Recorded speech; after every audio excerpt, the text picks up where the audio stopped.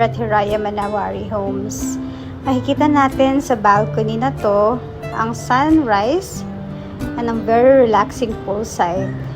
Napakasarap nga tumambay dito. Sobrang nakaka-calm ng utak after busy day.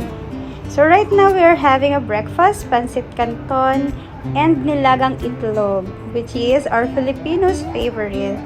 Ayan nga si Habi. Sobrang na-enjoy niya ang pagkain ng ganitong food.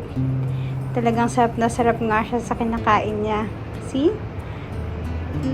At nakakarami na nga siya ng subo. Siya na yata ngayon ang nakadami ng breakfast. As you can see, mayat maya nga ang kain. Sobra kasing nakaka-relax ang mga food na ganito. Filipinos knows this. Lahat siguro makaka-relate. Kaya sige, pagbigyan natin si Habing kumain. Syempre,